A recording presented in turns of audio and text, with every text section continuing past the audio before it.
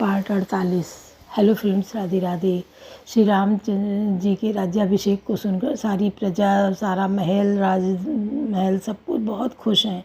सब खुशी के मारे इधर से उधर दौड़े दौड़े घूमने तैयारी में लगे हैं। राजा दशरथ जी ने गुरुओं को बुलाया और उनसे सलाहें ली और कहा, रामचंद्र जी को आप समझा दीजिए राज तिलक से पहले क्या करना है उनको।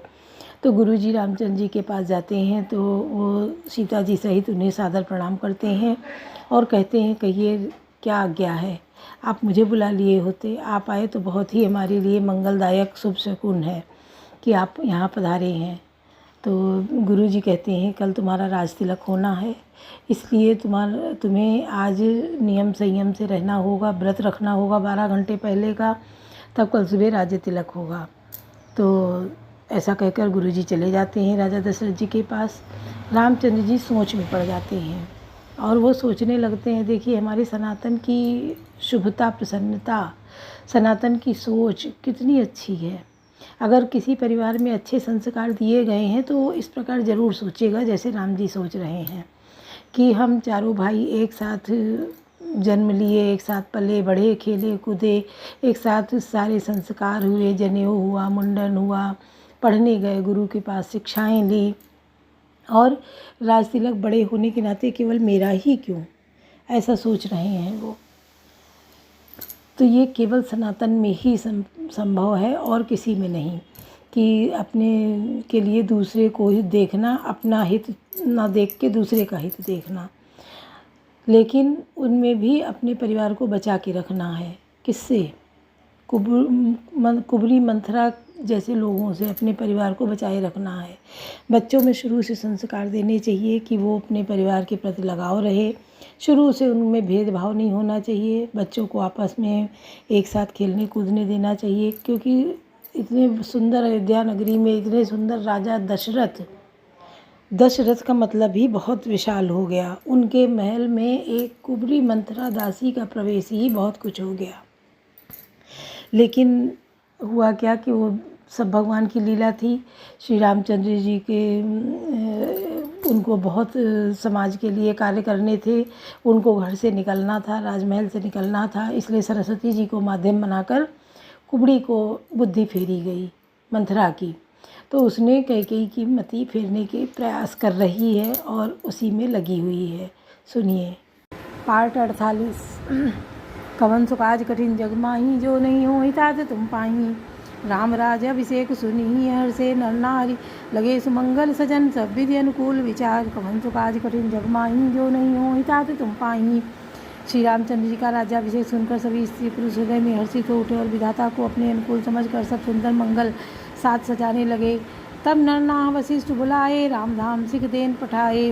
आगमन सुनत रघुनाथा, द्वार आई पद नायो माथा। तब राजा ने वशिष्ठ को बुलाया और शिक्षा समयोचित उपदेश देने के लिए श्री रामचंद्र जी के महल में भेजा। गुरु का आगमन सुनते ही रघुनाथ जी ने दरवाजे पर आकर उनके चरणों में मस्तक नवाया। सादर रख दे घर आने, सोरा भांति पूजी सन्माने। गहे चरण सिय सहित बहोरी, बोले राम कमल कर जोरी। आदरपूर्वक अर्घ देकर उन्हें घर में लाए और षोडशोपचार से पूजा करके उनका सम्मान किया। फिर सीता जी सहित उनके चरण स्पर्श किए और कमल के समान दोनों हाथों को जोड़कर श्री राम जी बोले, सेवक सदन स्वामी आगमनु, मंगल मूल अमंगल दमनु। तदप उचित जन बोल जपीति, पटैय काजनाथ असिनीति। यद्यपि सेवक के घर स्वामी का पधारना मंगलों का मूल और अमंगलों का नाश करने वाला होता है, तथापि हे नाथ उचित हो यही था कि प्रेम पूर्वक दास को ही कार्य के लिए बुला भेजते, ऐसी ही नीति है। प्रभु ताता जी प्रभु की निसने हूँ, गयो पुनीत आज ये उगे हूँ। आयस हो सो करो साई, सेवक लाई स्वामी सेवकाई। परंतु प्रभु आपने प्रभुता छोड़कर स्वयं यहाँ पधार कर जो स्नेह किया, इससे आज यह घर पवित्र हो गया। हे गोसाई, आप जो आज्ञा हो मैं वही करूँ। स्वामी की सेवा में ही सेवक का लाभ है। कौन सो काज कठिन जग माही, जो नहीं हो हितात तुम पाही। सुनि सने साने वचन, मुनि रघुबर प्रशंस। राम कृष्ण कुसुम काहू, अस हंस वंश अवतंस। कवन सो काज कठिन जग माही, जो नहीं हो हितात तुम पाही। श्री रामचंद्र जी के प्रेम में सने हुए वचनों को सुनकर मुनि वशिष्ठ जी ने श्री रघुनाथ जी की प्रशंसा करते हुए कहा, हे राम, भला आप ऐसा क्यों न कहें। आप सूर्यवंश के जो भूषण जो भरने राम गुणशील सुबाहु, बोले प्रेम पुलक मुनि राहु। भूप सजेऊ अभिषेक समाजू, चाहत देन तुम्हें जुबराजू।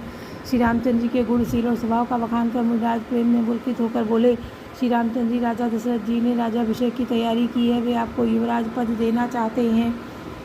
राम करो सब संयम आजू, जो विधि कुशल निभाए काजू, गुरु सिख दे राय पै गयऊ, राम हृदय बस विस्मय भयऊ। इसलिए हे राम जी, आप आज आप उपवास हवन आदि पूर्वक सब संयम कीजिए, जिससे विधाता कुशल पूर्वक इस काम को निभा दें, सफल कर दें। गुरु जी शिक्षा देकर राजा दशरथ जी के पास चले गए। श्री रामचंद्र जी के हृदय में यह सुनकर इस बात का खेद हुआ कि जन में एक संग सब भाई, भोजन शयन के लिए लड़काई, करण भेद उपवीत ब्याह, संग संग सब भय उछाहा।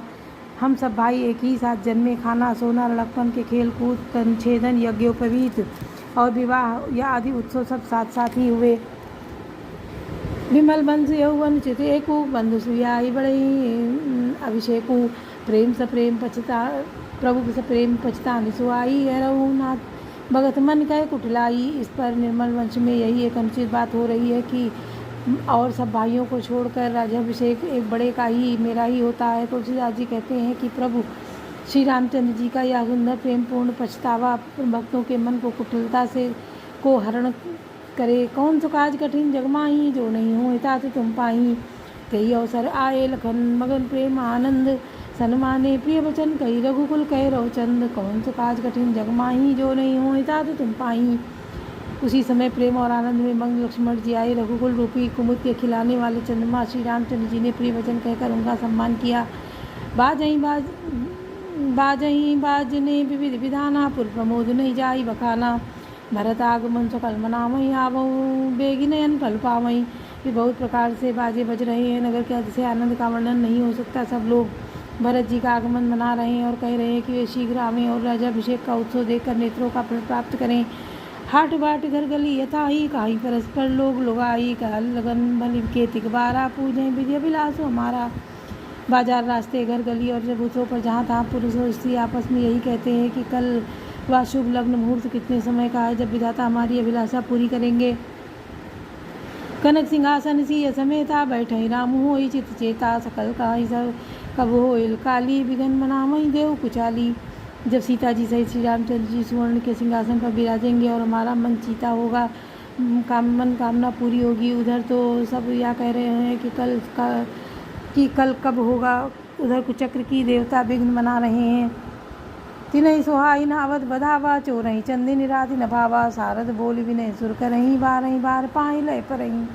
उन्हें देवताओं के अवध के बधावे नहीं सुहाते, जैसे चोर को चांदनी रात नहीं भाती। सरस्वती जी को बुलाकर देवता विनय कर रहे हैं और बार बार उनके पैरों को पकड़कर उन पर गिरते हैं। कमन सुकाज कठिन जगमाही, जो नहीं हो हिता तो तुम पाही। विपति हमारे बिलोक बड़े, मातु करिए सोई आज, राम जाही बन जाए राजु तजी होई सकल सुरकाजु। कमन सुकाज कठिन जगमाही, जो नहीं हो हिता तो तुम पाही। वे कहते हैं, माता हमारी बड़ी विपत्ति को देखकर आज वही कीजिए जिससे श्री रामचंद्र जी राज्य त्याग कर वन को चले जाएं और देवताओं का सब कार्य सिद्ध हो। सुर सिय विनय ठाड़ पछताती, भयो विपिन हिमराती। लखी दे देखी दे हो पुनि कराए होरी, मातु दे तो ही नहीं थोरी उखी खोरी। देवताओं की विनती सुनकर सरस्वती जी खड़ी खड़ी पछता रही हैं कि हाय, मैं कमल वन के लिए हेमंत ऋतु की रात हुई। उन्हें इस प्रकार पछताते देखकर देवता फिर विनय करके कहने लगे, हे माता, इसमें आपको जरा भी दोष न लगेगा। विस्मय हरस रहित रघुराहु, तुम जानो सब राम प्रभाऊ। जीव करम बस सुख दुख भागी, जाई अवध देव हित लागी।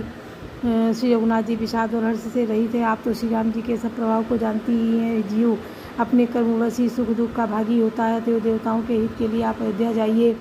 बार बार गई चरण सकोची, चली विचार विबुध मति कोची। ऊँच निवास नीच करतूती, देख इन सकहीं पर आई विभूति। बार बार चरण पकड़ देवताओं ने सरस्वती को संकोच में डाल दिया। तब वो आया विचार कर चली कि देवताओं की बुद्धि ओछी है, इनका निवास तो ऊँचा है पर इनकी करनी नीची है, ये दूसरे का ऐश्वर्य नहीं दे सकते। आगिल काज विचारी बहोरी, करी चाल कुशल कवि मोरी। हर से हृदय दशरथ पुरवाई, जनुग्रह साधु साधु दुखदाई। परंतु आगे के काम का विचार करके श्री राम जी के बन जाने के राक्षसों का वध होना होगा, इससे सारा जगत दुख सुखी हो जाएगा। चतुर कवि श्री राम जी के वनवास से चरित्रों का वर्णन करने के लिए मेरी चाह कामना करेंगे। ऐसा विचार कर सरस्वती जी हृदय में हर्षित होकर दशरथ जी की पूरी अयोध्या में आई, मानो दुसा दुख देने वाली कोई दशा आई हो। कवन सुख आज कठिन जग माही, जो नहीं हो तात तुम पाई। नाम मंथरा मंदमती चेरी, कह कह केर अजस पिटारी ताई कर गई गिरा मति फेर। कवन सुख आज कठिन जग माही, जो नहीं हो तात तुम पाई। मंथरा नाम की कैकेयी की एक मंद बुद्धि दासी थी। उसे यश की पिटारी बनाकर सरस्वती जी उसकी बुद्धि को फेर कर चली गईं। दीघ मंथरा नगर बनावा, मंजुल मंगल बाज बधावा। पूछे स्लोगन का उछाऊ, राम तिलक सुन भाव हृदाऊ। मंथरा ने देखा नगर सजाया हुआ है, सुंदर मंगल में बधावे बज रहे हैं उनके लोगों के। पूछा कैसा उत्सव है उनसे। श्री रामचंद्र जी के राज तिलक की बात सुनते ही उसका हृदय जल उठा। करे विचार को बुद्धि कुजाती, हो या काजू को मन भी गिराती। देखी लागी मधु कुटिल किराती, जिम गौ तकई ले कही भाती। वह दुर्बुद्धि नीच जाति वाली दासी विचार करने लगी कि किस प्रकार से यह काम रात ही रात में बिगड़ जाए। जैसे कोई कुटिल भीलनी शहद का छत्ता लगा देकर घात लगाती है कि इसको किस तरह से उखाड़ लूँ। भरत मातु पई गई विलखानी, का अनमनी हंसी कहे हसिरानी। उधर दे न ले सासू, नारी चरित करी ढा रही आंसू। या उदास होकर भरत की माता कैकेयी पास गई। रानी कैकेयी ने हंसकर कहा, तू उदास क्यों है। मंथरा कुछ उत्तर नहीं देती, केवल लंबी सांस ले रही है और क्रिया चरित्र करके आंसू ढरका रही है। हंस कहे रानी गालू बड़ तोरे, दीन लखन सिख अस मन मोरे। तमऊ न बोल चेरी बड़ पापिन, छाणई श्वासकारी जन तापिन। रानी हंसकर कहने लगी कि तेरे बड़े गाल है, तू बहुत बढ़ चढ़कर बोलने वाली है। मेरा मन कहता है कि लक्ष्मण ने तुझे कुछ सीख दी है, दंड दिया है, तब भी तू महापापिन।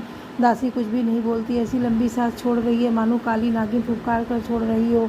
कवन सुख आज कठिन जग माही, जो नहीं हो तात तुम पाई। सभय रानी कहे कहा सिकिन, कुशल राम महिपाल। लखन भरत रिपु दमनु सुनी, भाकुबरी उरसाल। कवन सुख आज कठिन जग माही, जो नहीं हो तात तुम पाई। तब रानी ने डर कर कहा, अरे कहती क्यों नहीं। श्री रामचंद्र राजा लक्ष्मण भरत और शत्रुघ्न कुशल से तो हैं। यह सुनकर कुबरी मंथरा के हृदय में बड़ी ही पीड़ा हुई। बोलो सियावर रामचंद्र की जय।